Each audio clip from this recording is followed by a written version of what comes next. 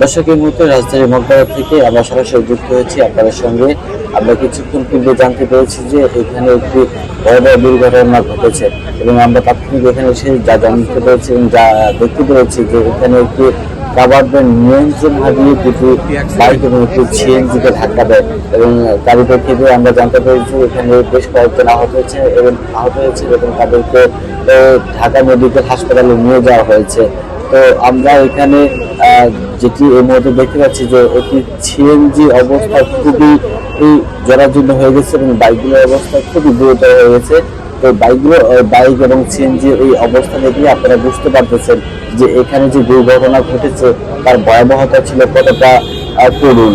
তো আপনারা দেখতে পাচ্ছেন এখানে দুটি বাইক পড়ে আছে, একটি সিএনজি পড়ে আছে এবং আশেপাশে উৎসুক জনতা ভিড় করছে। আমরা দেখতে পাচ্ছি যে এখানে পুলিশও চলে আসছে, যদিও অলরেডি এখানে পুলিশ চলে আসছেন। এখানে বিভিন্ন পর্যায়ে বিভিন্ন সংবাদ কর্মীরা চলে আসছেন, তারা এখানে এই তথ্যটি তুলে ধরার চেষ্টা করছেন এবং আমরা এখন পর্যন্ত এই বাইকগুলো কাদের এবং এই বাইকে যারা ছিলেন তাদের পরিচয় নিশ্চিত করা গেছে কিনা আমরা খবর নেওয়ার চেষ্টা করেছি। তো আমরা এখন পর্যন্ত জানতে পেরেছি যে এই বাইকগুলো যারা ছিলেন অথবা বাইকগুলো যাদের মালিকানা তাদের এখন পর্যন্ত পরিচয় নিশ্চিত করা যায়নি।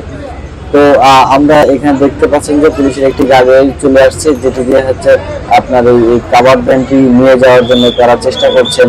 আপনারা দেখতে পাচ্ছেন পুলিশ এখানে উৎসুক জনতাকে সরে যাওয়ার জন্য নির্দেশ দিচ্ছেন।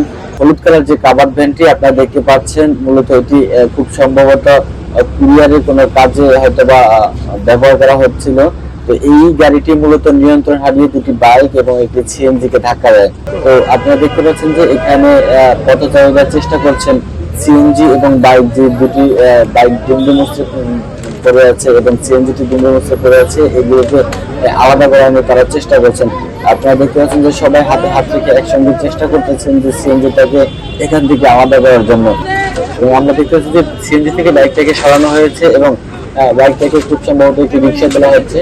তো আপনারা দেখতে পাচ্ছেন যে সবাই বাইকটাকে রিক্সায় তুলে দেওয়ার চেষ্টা করছেন এবং বাইকটাকে এখন এর মধ্যে খুব সম্ভবত থানায় নিয়ে যাওয়া হবে এবং সেখান থেকে তারা বাইকের মালিকের পরিচয় জানার চেষ্টা করবেন এবং একই সঙ্গে যারা ঢাকা মেডিকেল হাসপাতালে রয়েছেন তাদের পরিচয়ের সঙ্গে এবং বাইকগুলো যারা মালিক রয়েছেন তাদের সঙ্গে পরিচয় মেলানোর চেষ্টা করবেন। একই সঙ্গে সিএনজিতে যারা ছিলেন তাদের পরিচয় নিশ্চিতের জন্য ঢাকা মেডিকেল থেকে পাওয়া সর্বশেষ রিপোর্টের জন্য আমাদেরকে অপেক্ষা করতে হবে এবং এই বাইকের যে নম্বর প্লেট আছে সেই নম্বর প্লেটটি দেখেও কিন্তু বাইকের যে আরোহী ছিল তাদের পরিচয় নিশ্চিত করা সম্ভব হবে। তো আপনারা দেখতে পাচ্ছেন যে এখানে এই গভীর রাতে কতটা ভয়াবহ একটি সড়ক দুর্ঘটনা ঘটে গেছে। আমরা বেশ কয়েকজনের কাছে জানতে চেয়েছি, এখানে যারা ছিলেন তাদের কাছ থেকে আমরা কিছুটা জানার চেষ্টা করেছি এই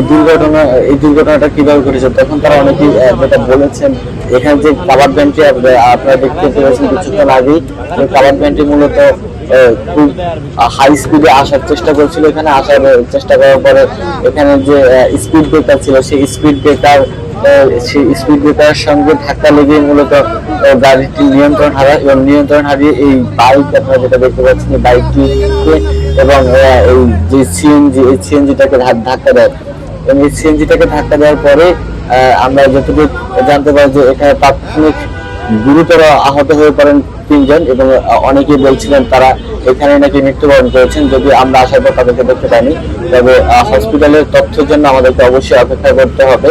আর আপনারা এইদিকে দেখতে পাচ্ছেন যে সিএনজিটি ছিল সেই সিএনজিটিকে কিন্তু অলরেডি পিকআপে তুলে নেওয়া হয়েছে, সিএনজিটিকে নিয়ে যাওয়া হবে পরিচয় শনাক্ত করার ক্ষেত্রে।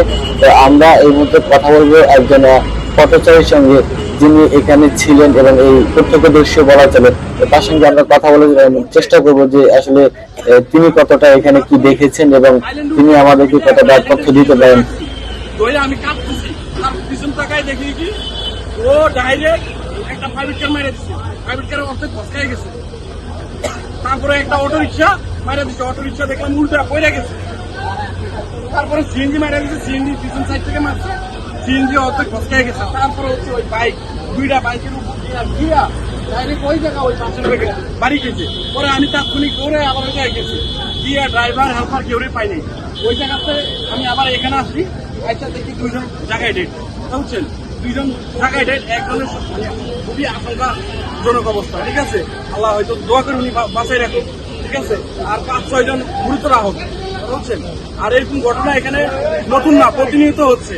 এরকম আরো অনেক ঘটনা আছে। আপনার এই বছর আপনার রোববার মাসে মনে হয় একটা ঘটনা ঘটছে। মেন সমস্যা হলো